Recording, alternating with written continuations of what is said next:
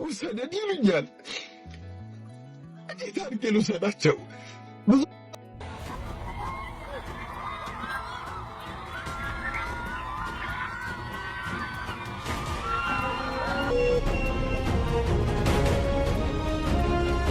ከብጅት ይረገድ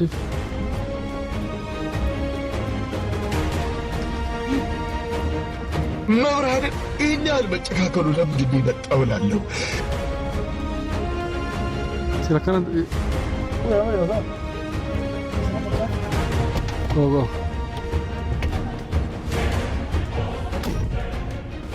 አጎቴ እነኝን ሽማግሌዎች በወጣቶች ተካቸው እንጂ ገንዘብንም ጊዜንም ሀገሪቷንም እያባከኑ ነው ያሉት። አንፈልጋቸው።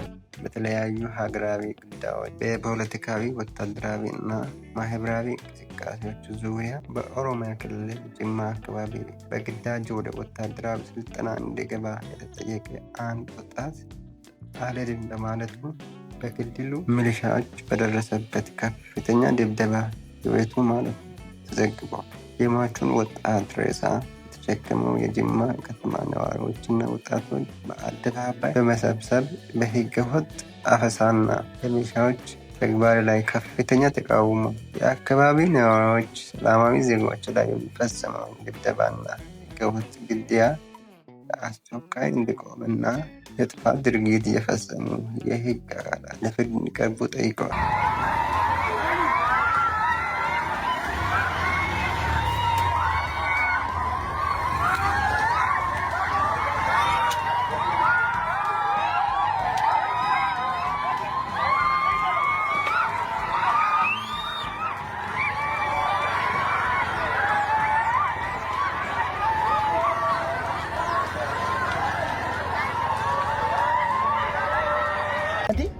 اسمه كانت مالي ايه انت قولي ده الجبل يا ربي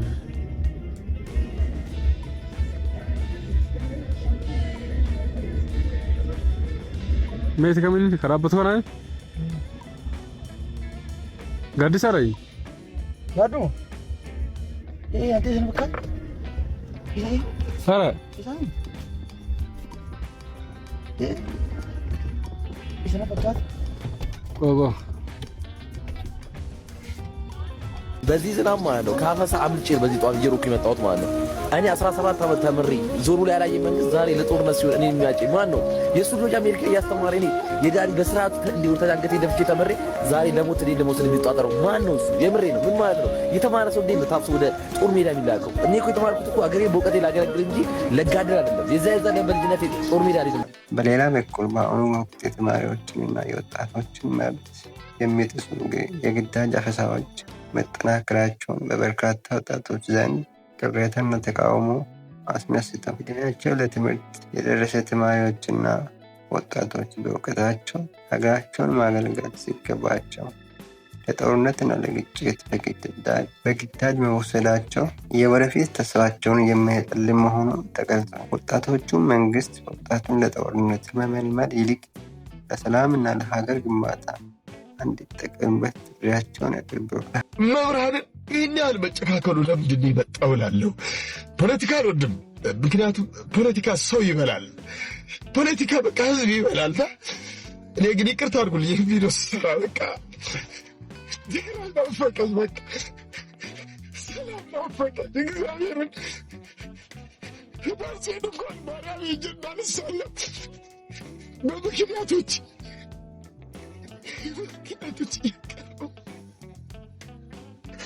ልጆች አክሱም ውሰደን ይሉኛል። እንዴት አድርጌ ልውሰዳቸው? ብዙ ዓመት የጠየቁኝ፣ አሁን ጠዋት ስነሳ ጠየቁኝ። አክሱም ሄደን ማርያም እንሳለም አሉኝ። እንዴት ስረስታችሁት ነው? የትግራይ ህዝብ አይናፍቃችሁም? እንደ ትንሽ ሰላም ጠማን። በቃ ሰላም ካልሆነ እንዴት እንሄዳለን? ሰላም ናፍቀን። ትናንት የኢትዮጵያ ስር መሰረት ትግራይ ነች የተባለችው መሬት አሁን ሰላም ናፈቃት። በቃ ሰላም ስጡ። እግዚአብሔርን ልጆቼ እየጠየቁኝ ነው። ልጆቼ አንድ ቀን እንኳን ሄዳቸው ነው ወስጄ ማሳለም እፈልጋለሁና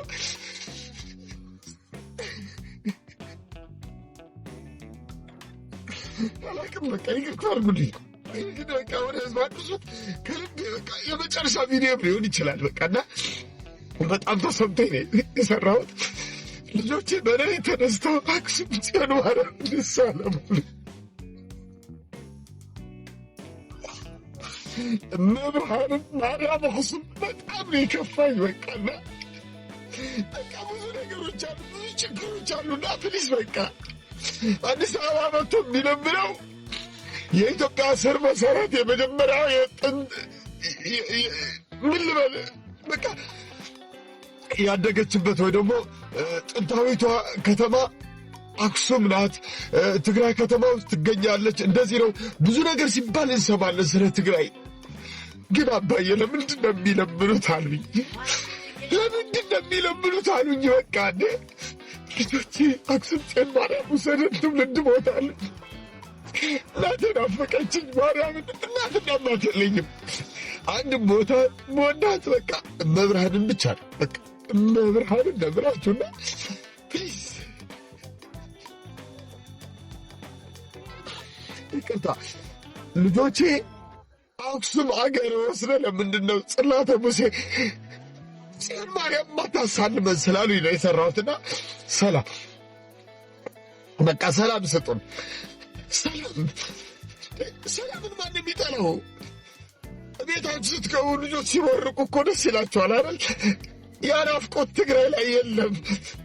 ስለዚህ በሀገራዊ ምክክር ኮሚሽን ሂደት ላይ ከፍተኛ የተቃውሞ ድምፆች እየተሰሙ ይገኛሉ። በአሁኑ ወቅት የተካሄደ ያለው የምክክር ሂደት የቆዩ እና ያለፉ የታሪክ ስህተቶችን ብቻ በማንሳት ላይ ያተኮረ እንጂ አሁን ባለው ወቅት ህዝቡ የሚገኝበትን የኢኮኖሚ፣ የሰላምና የደህንነት ችግሮችን ለመፍታት ጥሪ እንደማያደርግ ተነግፏል። ማር ከአንደበት ከአፍ ጠብ ሲል አይታችሁ አታውቁም ሲባል ሰምታችሁ ታውቃላችሁ አይደል? ማር ከአንደበቷ ጠብ ይላል ምናምን ሲባል አሁን ላሳያችሁ። ማር ከአፏ ላይ ሲዘንብ ተመልከቱ፣ ስሟት። እኔ መለሳለሁኝ። ከስር ደግሞ ሙሉ ቪዲዮ እንድታዩት ደግሞ ከስር ሜንሽ አደርግላችኋለሁ፣ ገብታችሁ ታታላችሁ። ስሟት። ገንዘብንም ጊዜህንም ሀገሪቷንም እያባከኑ ነው ያሉት። አንፈልጋቸውም። የዛሬ 50 ዓመት ችግር ነው አሁን እያወሩ ያሉት። ኦልሬዲ እሱ እኮ ጊዜ አልፏል። እነሱ ደግሞ እዛ ውስጥ ደርቀው ቀርተዋል። ወጣቱን ነው መያዝ ያለብህ። ወጣቱ አሁን ያለውን ችግር መፍትሄም ያውቃል። እነኚህ ሰዎች አበል መብላትና ሆዳቸውን መሙላት ነው የሚያውቁት። ገዳም በመግቢያ እድሜያቸው ፓርላማ ለመግባት እየተጋጋጡ ሀገሪቷን ወደኋላ እያስቀሯት። ወጣቱን ወደ ፊት ለፊት አምጣ። ከየክልሉ ተወካይ መሆን ያለበት ወጣት ነው። ሀገርን መወከል ያለበት መምራትም ያለበት ወጣት ነው። ዲስታይል እነኚህ ሰዎች የወጣትነት እድሜያቸውን ሲጨፍሩ የባከነ ጊዜያቸውን ትልቅ ስራ እንደሰሩ እንድናስብላቸው ሳምሶናይት ይዘው ሱፍ ስለለበሱ ትልቅ የሆኑ መስለውን እንድናከብራቸው ፈልገው ከሆነ ኖ ኢቭን አሁን ኢትዮጵያ ያለችበትን ልማትና ለአይን እንኳን ያላትን መስህብ እህል አይደል ከሚሉ ሰዎች ጋራ እንዴት አብረን መዝለቅ እንደምንችል አናቅ። የተማረ ወጣት አለን፣ መስራት የሚችል በጣም ብዙ ወጣት አላት ኢትዮጵያ። ራሷ ኢትዮጵያ ከወጣቱ ቁጥር አንጻር ወጣት ሀገር ስለሆነች በሽማግሌ የምትመከርም የምትመራም አይደለችም። ወጣት አስገባበት። ያጥፉ ያልሙ፣ አትሊስት በሀገር ግንባታ ላይ የሚሳተፍ ወጣት ሽምግልናውም ያማረ ነው። እነኚህ በወጣትነታቸው ታኮ ጫማቸውን አድርገው ቤል ሱሪ አድርገው ሲደንሱ ከረሙ እና ምንም ጥቅም የሌላቸው ሰዎች የመጨረሻ እድሜያቸው ላይ ስራ የሰሩ እንዲመስላቸው ኢጓቸውን ለማከምና እኛንም ለማደናቀፍ መስመር አይሰጣቸው እባክህ። ኢትዮጵያ ትልቅ ተስፋ ያላት ሀገር፣ መጻኢ ጊዜዋ እጅግ ያማረ መሆን የሚችለው እንደ ራሷ ወጣት የሆኑ ሰዎች ቦታውን ሲይዙ ነው። ምንድነው የሚመስሉት? በቃ ሃይማኖት አላቸው እንዳየዋቸው፣ ሁሉም የወገኑት ሃይማኖት አለ። ስለዚህ በሃይማኖታቸው ይሂዱና ጸሎት ያድርጉ። ኦልሬዲ የእድሜያቸው ማብቂያ ላይ ስለሆነ ያሉት ንስሐ ይግቡ፣ ከፈጣሪ ጋር በቂ ግንኙነት ያደርጉ፣ ሜዲቴት ያደርጉ፣ ይስገዱ፣ ይጸልዩ፣ ይጹሙ፣ ከፈጣሪ ጋር ይገናኙ። የባከነ ጊዜ አይኖራቸው። ቦታውን ለወጣቶች ይስጡት። አጎቴ የምሬ ነው የምነግርህ። ከወጣት ጋር ስራ። እነኚህ ሽማግሌዎች ሁሉንም ነገር ወደኋላ መጎተት፣ የደርግና የኃይለ ሥላሴ ስህተት ሁሉ አሁን ያለ ይመስላቸዋል ባይዘሩ እና እንሳትም እንስራ ምን እንበልም እነኚህ ሽማግሌዎች ወደዛ እስካላሉና አንቺ ሀገር በወጣት መመራት እስካልቻለች ድረስ ድህነቷ ይቀጥላል። አስተሳሰባቸው ኦልሬዲ ድህነት ብቻ ነው ያለው። ማምረት የሚችለው ችግር ብቻ ነው የሚያወሩት። መፍትሄ የላቸውም። ባይዘው ሁልጊዜ ችግር ብቻ ነው የሚያወሩት። የሆነ ነገር ትመጣለህ፣ ችግር ያወራሉ። እንዳይሳካ ነው የሚያደርጉት። ባይ ዘ ዌይ የትኛውም ነገር ለመስራት ስትነሳ ያው አንተም ታውቀዋለህ፣ ተያይዞ ጎን ለጎን ተግዳሮት ይኖረዋል። ተግዳሮት ብቻ የሚያዩ ሰዎችን በሀገር ጉዳይ ኃላፊነት መስጠት ስተት ነው። ወጣት ችግሩን የሚያውቃል፣ መፍትሄውን የሚያውቃል። ምክንያቱም ከረንትሊ አሁን ያለውን ነገር ስለሚያውቅ እነሱ አሁን የአሁኑን ጊዜ እኮ አይረዱት።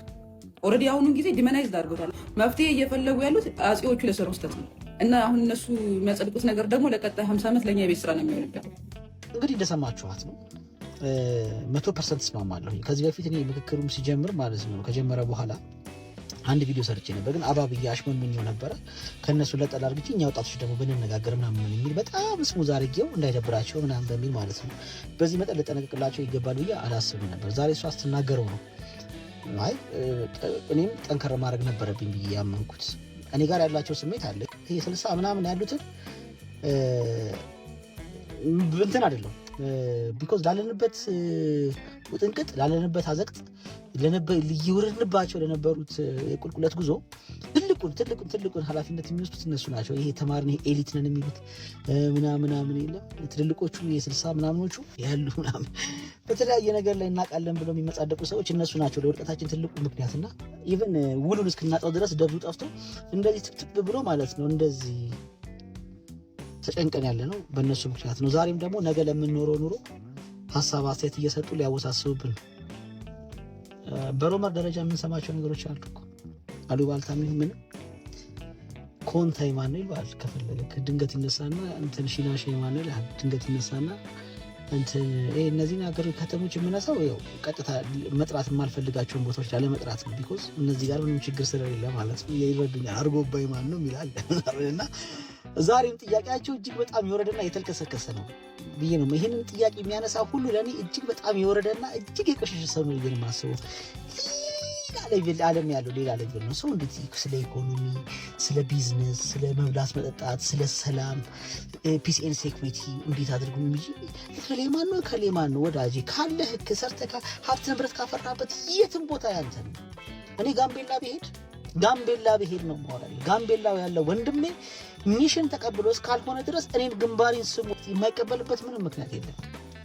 አክሱም ወይም ደግሞ አዲግራት የሆነ ሽሬ ወርቅ የሚወጣበት ቦታ ላይ እዛ ያለው ወንድሜ ሚሽን ተቀብሎ እስካልሆነ ድረስ ግንባሬን ስሙ እኔን የማይቀበልበት ምንም ምክንያት የለም። በሁለታችን መካከል ምንም አጀንዳ የለም። አጀንዳውን ከሌላ ቦታ ተቀብለው ነው ያ ደግሞ እናንተ ናችሁ አጀንዳችሁ። ዛሬ ሙትልኝ የሚልኩ ትላንትና እንዴት እንደዚህ ያደረክ ብለን ስለ አለመጠየቃችን እኮ ዛሬም እንደዚህ አድርግልኝ ታገልልኝ የሚልህ ትልልቁ ሰውዬ እኮ እንሰማለን እኮ አይደል? እንዴት እንደዚህ ያደረጋችሁ ብለን አለመጠየቃችን ነው እኮ የድፍረታቸው ድፍረት። ዛሬም ተነስተው ታገልልኝ ሙትልኝ ምናምን ብለው ይጠይቁሃል። አስብ፣ እኔ ሁመራ ሂጄ ወልቃይት ሂጄ ሰሊጥና ጥጥ ለማምረት ከላይ ተቀብሎ ሚሽን ካልሆነ በስተቀር የኔ ወንድሜ ግንባሬን ስሞ እኔን የማይቀበልበት ምንም ምክንያት የለም። ተቃቅፈን ነው ቢኒ ዌልካም ብሎ ነው የሚቀበለኝ። እንደዚህ አይነት ችግር የለብንም። የትም ቦታ የማንም ነው። ኢትዮጵያ እስካለን ድረስ የትም ቦታ ተዘዋውሬ እሱን ነገር ማምጣት እንደ ጭራሽ እንትና ነው በጎጥ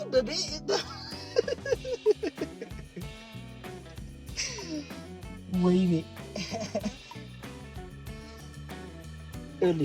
እናውራው በእንደ ሰብሰብ ብለን እናውራው። ቢኮዝ ይሄ የ3000 ዓመት ታሪክ ምናምን አሁንም ተርበን የመኖር ያለመኖር ጥያቄያችን ሳይፈታ የመብላት ያለመብላታችን ጥያቄ ሳይፈታ ስለ 3000 ዓመት ታሪካችን ነው የምናወራው ወዳጄ። ስድብ ነው እሱን ካድና አስቀምጠው። መቼና እንዴት እንደምታወጣው ያኔ ታውቃለህ። ስትደርስ ከሀገራቶች እኩል ስትሆን ፊት ስታደርግ ያኔ ታሪክን ትስበዋለህ ወዳጄ። ታሪክ ዳቦ አይደለም። አንተ የዛሬ 3000 ዓመት ታሪክ ነበረ። አሁንም ርቦ ከሆነ ግን ስድብ እኮ ነው። ከሀገራት በፊት መሆንህ ምንድን ነው የጠቀመህ?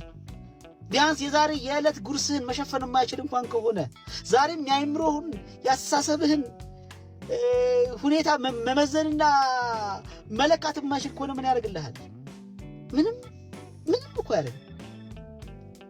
ዛሬም ወንድሜን አይቼ ፊቴን የማጠቆር ከሆነ የ3000 ዓመት ታሪክ ምን ያደርግልኝ? ይቀመጥ። መቼና እንዴት እንደምናወጣው እኛ እናውቃለን። ተውት፣ ለኛ ወጣቶች ነው እኮ ሀገሪቷ። እናንተ ባሳት ኖሩ ዝም ብላ ብትኖር እንኳን ማለት ነው መጥፎም ነገር ቢኖር እናንተ አሽሞንሙነን አመጣናት ከምትሏት ኢትዮጵያ የተሻለ ሆና እናገኛት ነበር። በባዶ በቃ ዝም ብላ ብትመጣ ራሱ እና ተውን። አዎ ተውን በቃ ምንም በቃ እኛ ከዚህ ቀጥሎ ለምንኖረው ኑሮ ሐሳብን ማስተያየት አትስጡ። እንደው በእናታችሁ እኔ ይሄን ለማለት የኔ እህት እኔም ደጋፊሽ ነኝ አለሁ። በየትኛው የምክክር ሂደቱን የሚመሩት አካላት በአብዛኛው በዕድሜ የገፉ ሰዎች በመሆናቸው የወጣቱን ወቅታዊ ፍላጎትና የቴክኖሎጂ ዘመን አስተሳሰብ አያንጸባርቅም የሚል ትችት የቀረበ ሲሆን ሂደቱ በወጣቶች እንዲመራና ውክልናቸው እንዲረጋገጥ ተጠይቀዋል።